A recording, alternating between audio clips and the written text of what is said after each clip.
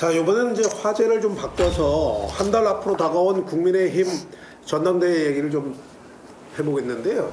한 달 동안 고심하던 나경원 전 의원이 전당대회 불출마를 공식화했습니다. 저는 이번 국민의힘 전당대회에 출마하지 않습니다. 우리 당의 분열과 혼란에 대한 국민적 우려를 막고 화합과 단결로 돌아올 수 있다면 저는 용감하게 내려놓겠습니다. 저번에 우리 최 의원님이 이제 나 전 의원님이 출마하시면 응원하겠다 이렇게 이제 하셨는데 어떤 입장일지 굉장히 궁금하거든요. 그래서 자, 두 분의 생각 한번 좀 이렇게 글로 작성해 주시죠.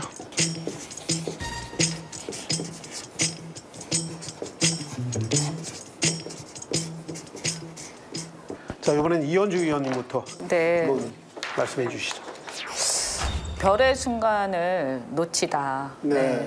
그렇게 말씀을 드리겠습니다. 네, 어떤 뜻입니까? 나경원 의원이 사실은 뭐 지금까지 이렇게 어떤 뭐 당대표는 많이 나오셨지만 서울시장 선거도 나오시고 그런데 어떻게 보면 대선 주자급으로 분류되진 않았었어요. 근데 대선 주자라는 것은 여러분이 아마 이렇게 좀 되짚어 보시면 더 확실한 자기의 어떤 카리스마라든가 자신의 소신, 물론 되고 나서는 다들 실망을 시키지만 그럼에도 불구하고 되는 과정에서는 그런 어떤 서사가 있어야 돼요. 이제 히스토리가 있어야 돼요. 그래서 시련을 겪고 그래서 불굴의 의지를 일어나고 뭐 이런 영웅담 네, 이런 어쨌든 스토리를 좋아하거든요, 국민들이. 네. 그런데 이 나경원 의원 같은 경우 그동안에 굉장히 이렇게 뭐랄까요, 이 온실 속의 이제 화초 같은 그런 이미지 때문에 이 한계가 있었잖아요. 그래서 본인도 굉장히 그것을 벗어나기 위해서 과거에 뭐 이렇게 빠루 여전사 이런 것도 한번 해보고 막 했는데 그래도 역시 한계가 있었단 말이에요. 그런데 이번에 불출마를 하면서 갑자기 이제 막 이렇게 열기가 끌어오르다가 뭔가 이제 식어버리는 그리고 굉장히 좀 심심해지는 그러면 그럴 걸 왜 나왔을까? 왜 처음부터 그러면 이런저런 얘기를 하고 사람들한테 기대를 심어줬을까? 너무 뭐 집요한 공격들이 있다 보니까 그런 거 그러니까 아니겠어요? 불복한 느낌이 돼버린 거죠. 정치적으로 매우 크게 성장할 수 있는 기회를 이제 이것을 불굴의 의지를 보여주면서 다른 한편으로는 본인의 세력을 확장해야 되는데 그게 이제 이번에 그냥 주저앉은 거죠. 쉽게 말해서. 한 번 더 기회를 드릴게요. 자, 우리 최민희 의원님. 혹시나 했는데 역시 꽃. 역시 꽃. 네. 무슨 꽃입니까? 그러니까 빠루 여전사가 빠루 꽃이 된 거죠. 네, 그러니까 빠루 꽃. 그 나경원 의원의 경우는 사실 온실 속의 화초처럼 사실은 발탁 과정부터 이회창 총재에 의해서 발탁돼서 그때 대변인도 하고 뭐 비례하고 이렇게 시작을 한 거거든요. 그러니까 주류 남성 정치인들의 보호 아래서 빠루 여전사도 했다는 걸 스스로 증명한 거고 말씀하신 대로 별의 순간을 놓쳤다 뭐 그렇게 얘기할 수도 있는데 애초에 별의 순간을 잡을 수가 없는 사람이었다 이런 생각이고 그러면 지금 벌어지는 국민의힘의 그 많은 일은 뭐냐? 공천 공포의 힘이다. 그래서 초선 50명 가까이가 나경원 의원을 거의 일본 말해서 안 됐지만 이지매하는 성명을 내고 재선들도 그걸 준비하고 저는 살다 대통령실의 비서실장이 나서서 와, 그것도 사선 의원을 그렇게 공개적으로 면박 주는 건 처음 봤어요. 그러니까 이런 집단적인 린치 상황에서 영웅적 서사를 쓸 수 있는 그런 준비가 안 돼 있는 분이었다. 그런데 여기서 이제 한 번씩 더 여쭤볼게요. 나경원 전 의원의 정치 생명은 끝났다? 아니다? 뭐 지금 단정하기는 어렵지만 매우 이제 힘들어졌다 이렇게 보이죠. 국민들이 다 실망감을 느꼈겠다. 이제 이미 사선이고 정치에 있어서는 이미 상당한 이제 이 시간이 지나 있는 경우죠. 그러면 이 정도 이제 중진의 이 정도 정치 활동을 한 사람이 그 다음 단계는 뭐냐면 결국에는 정치 지도자의 레벨로 올라가냐 마냐에 저는 달려 있다고 보거든요. 네. 그래서 그 정도로 올라가면 모를까, 그렇지 않으면 그냥 다음에 국회의원 한 번 더 하는 정도에서 끝나겠죠, 결국은. 네. 네, 박근혜의 길은 끝났다. 네. 네. 끝. 그러면 이제 나경원 의원은 이 당에 계속 있으면서 성장한 사람이 한 20여 년 정도 있었죠. 네, 네. 그래서 당원들하고는 상당히 어떤 애증 관계가 있습니다. 당원들이 애정을 갖고 있어요, 또. 당의 입장에서 보면 그래도 굳은 일을 하면서 당을 지킨 사람이라고 보이죠. 그런데 아무리 주저앉히더라도 이렇게까지 비참하게 만드느냐, 여기에 대해서 어떻게 아마 생각하세요? 당원들이 굉장히 지금 마음의 상처를 받았습니다. 네. 근데 나경원 전 의원한테 기회는 딱 하나 길이 있습니다. 김기현 대표가 되고 네. 그리고서 지지율이 폭락하는 거예요. 10%대로. 당이 국민의힘이. 폭락한다? 국민의힘. 예, 지지율이 예, 예. 10%대로 폭락하고 대통령 지지율이 폭락하면 총선 앞두고 비대위를 꾸리게 됩니다. 네. 그랬을 때 나경원 대표가 비대위원장으로 복귀할 수 있는 이제 신락 같은 길만 남은 거죠. 그러니까 지금은 굉장히 어려워졌다. 그리고 실망했을 거다, 많은 사람들이. 네. 자, 지금 많은 이제 시청자들의 이제 관심사는 이제 나 전 의원이 이제 불출마를 선언했기 때문에 국민의힘당 대표 적합한 자가 누구냐? 이제 뭐 이렇게 그 생각들을 할 텐데 그 순위도 이제 좀 움직일 것 같고요. 김기현, 안철수, 유승민 뭐 이렇게 의원들이 남지 않았겠습니까? 예, 유승민 전 의원이 출마해야죠, 이제. 그러니까 룸이 생겼죠, 룸이. 사실 만약에 나경원 의원이 출마를 했다면 유승민 의원이 설 자리가 좀 작아졌죠. 왜냐하면 유승민 의원은 좀 반윤에 가깝고 나경원 의원은 뭐랄까 반개 친윤 어떤 분은 정도. 저기 뭐 보니까 멀윤이라는 얘기도 뭐 원래 멀윤 그렇게 맞네요. 그러니까 반개 친윤 비슷한 뭐 네. 이런 거였는데 나경원 대표가 이렇게 핍박을 받으면서 반윤의 이미지가 형성이 된 거죠, 일시적으로. 네네. 그랬기 때문에 유승민 의원에 대한 어떤 지지나 어떤 관심도가 툭 떨어졌죠. 네네. 근데 이제 빠져버렸기 때문에 다시 이제 유승민 의원의 이제 포지션은 회복이 될 거라고 보고요. 그래서 반윤에 가까운 정서를 가진 사람들 유승민 의원 지지하고 또 뭐 대세를 추정하자 하고 또 갈 사람 하고 또 그냥 아 이거 정말 참을 수 없다 이래서 아예 보이콧하는 네네. 사람도 생길 거고요. 어떻게 보세요, 최민희 의원님? 흥행이 재미없게 되겠죠, 이번에는? 나경원 의원이 뭐 그만두면서 흥행은 뭐 실패할 가능성이 크죠. 네. 그리고 유승민과 나경원은 달라요. 유승민은 이념형이에요. 보수 이념형. 그래서 개혁 보수의 기치가 있어요. 지금 당대표 경선을 하는데 국민의힘이 지금 우리 당을 이렇게 이끌겠다. 국민을 위해서 뭐를 하겠다가 뭐가 있습니까? 네. 대통령 뜻이다 아니다. 친윤이다 아니다. 관저의 식사 초대 받았다 못 받았다. 이게 말이 됩니까 사실. 기치가 없잖아요. 네. 연포탕이 뭡니까? 누가 연포탕 끓이라고. 난 뭔지 모르겠어. 뭔지도 모르겠고. 그래서 연포탕이 상징하는 네. 아무 기치가 없다. 예. 이 상황에서 유승민이 출마해서 개혁 보수는 이런 것이다. 예, 그걸 분명하게 하면 유승민의 길은 열리죠. 당대표에 당선될 가능성은 100% 당원 투표로 끝났다고 봅니다. 네. 그러나 국민의힘을 장기적으로 살릴 비전은 유승민 의원만이 제시할 수 있는 상황이죠. 어떻게 보세요? 조금 얘기 좀 더 이어볼게요. 네. 그 개혁 보수가 이제 유승민 의원한테는 좀 적용이 된다고 보세요? 아니면 어떻게 보세요? 제가 볼 때는 그래도 이제 좀 옳은 얘기들을 꽤 많이 하시는 것 같아요. 그러니까 뭐 개혁 보수가 특별한 게 아니고요. 사실은 그동안에 이제 보수 세력이라고 하면서도 보수의 가치를 별로 지키지 않고, 예를 들면 보수라는 게 뭡니까? 이제 정직, 어떻게 보면 원칙대로 좀 하고, 그리고 이렇게 좀, 너무 지나치게 선동을 하거나 이런 것보다는 약간 좀 굼뜨더라도 원칙을 지키면서 좀 이렇게 얘기한 게 제가 보수 같아요. 고집스럽게 원칙을 지키고. 그리고 이제 정책적으로야 뭐 자유주의도 있고 여러 가지가 있겠지만 여튼 이 태도에 있어서 보수라는 것은 좀 그런 것이죠. 그래서 이 집단적으로 린치한다든지 이런 것은 보수랑 정말 거리가 먼 그런 상황을 보면 정말 눈살이 찌푸려지고 이런 거거든요. 의원님 그런 행태는 정치권에서 일찍이 못 본 거고 그 거의 파시즘이라고 봐야지. 깡패들의 사회에서 그래서 지금 그 얘기를 여쭤보는 그래서 거예요. 거의 그 집단적으로 린치하는 이런 거는 이제 홍위병 정치인데요. 그 파시즘이에요, 파시즘. 그래서 맞습니다. 이거는 뭐 아예 보수 이전에 정말 자유민주주의 자체가 아니에요. 네네. 그래서 그러니까 유승민 의원이 2014년 원내대표 국회 연설에서 민주당의 의원까지 사로잡았던 연설이 있습니다. 네. 그 내용의 핵심이 따뜻한 보수, 정의로운 보수, 네. 경제 민주화, 중부담, 중복지. 이게 애민 정치고 이런 거거든요. 그래서 그 기치로 나가면 저는 정치 지형이 달라진다. 아니 어쨌든 국민의힘 내부에 무슨 대단한 노선 투쟁이 있지도 않아요, 사실은. 그게 문제라는 거예요. 그러니까 이게 무슨 개혁 보수가 뭐다라는 논쟁 자체도 없어요. 그냥 네. 어떻게 보면 그나마 정상적인 말을 좀 하고 있다. 저는 그렇게 보고요.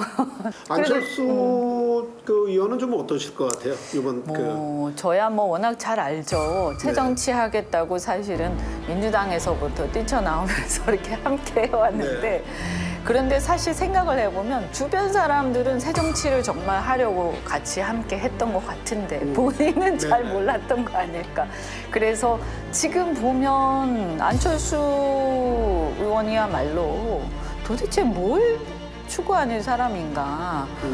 대통령이 이번에 보면 이 이란과 관련해가지고 사실은 굉장히 국익을 위태롭게 하는 발언을 경솔하게 하셨죠. 그리고 그것은 공개적인 발언이었기 때문에 봐줄래야 봐줄 수가 없는 상황이에요. 그러면 이것을 앞으로 또 다시 이런 일이 생기지 않도록 하기 위해서는 아주 냉혹하게 비판을 해서 이것을 바로잡아야 되는 거예요. 국익을 위해서는. 그런데 이것을 두둔하셨어요. 최근에 보면. 이런 걸 보면 이분이 도대체 지향하는 바가 뭐라고 뭐냐. 도전했죠? 저도 잘 기억이 안 나죠. 이 국익이라는 걸 생각해서 좀 이렇게 감싸줘야 된다 이런 식으로 얘기를 했던 것 같아요. 실언을 하더라도 좀 감싸줘라. 근데 이게 그게 국익을 위한 게 아니죠. 이것이 문제가 없다라고 봐주는 게 국익을 위한 게 절대 아니죠. 왜냐하면 대통령과 국가는 동일인이 아니에요. 국가와 대통령은 달라요. 그죠? 이걸 구별을 못하면 안 되거든요. 그래서 안철수 의원이 제가 볼 땐 그래요. 본인이 어떤 존재감을 가지고 가치를 인정받으려면 본인이 당을 혁신하는 어떤 주체가 되겠다라고 부르짖어야 되고 이 문제에 대해서 비판할 거 확실히 짚고 넘어가야 돼. 그래야 이게 과거에 이분이 정치개혁을 부르짖었던 게 진정성이 있구나라고 되는 건데 전혀 그렇지 않잖아요. 지금 상황이 국민들이 우리 당원들이 봐도 저분이 지향하는 게 뭐야. 그냥 가만히 있으면 양쪽 표를 다 먹을 수 있다. 그럼 이것은 그러면 또 역시 간본다는 얘기가 나오는 거예요. 그래서 저는 더더군다나 당에서 오래되지 않았기 때문에 당원들은 안철수라는 이름은 알지만 그 사람에 대한 이해가 부족해서 굉장히 먼 사람처럼 느껴지거든요. 그래서 아마 이번에 좀 어렵지 않을까. 이건 뭐 너무 간단하고 단순해요. 김기현은 윤심의 후보예요. 찐윤. 그리고 안철수 후보는 친윤 호소 후보예요. 누굴 찍겠습니까, 당원들이. 그래서 지금 무슨 양자 대결에서 김기현 후보를 안철수 후보가 앞섰다? 전혀 무의미하다. 가면 갈수록 찐윤으로 몰릴 것이다. 왜냐하면 이게 민심이 반영되면 모르겠는데 100% 윤심이기 때문에 당연히 보세요. 그 가짜와 진짜 가 있으면 누굴 뽑겠어요. 지금으로선 김기현 대표가 될 가능성이 가장 높아요. 그러니까 윤심을 위한 윤심의 당대표 경선이 될 우려가 커졌죠. 국민의힘 입장에서는. 아까 그 국민경선제가 후퇴하면서 그 국민의힘 쪽에서는 사실은 개혁 보수라는 이미지가 거의 없어지지 않았나 뭐 이런 생각이 그거는 듭니다만. 맞습니다. 맞는데 그러니까 나경원 의원이 굉장히 중요한 포지션이었던 거예요. 그렇죠. 왜냐하면 이 사람은 누가 봐도 친윤이에요.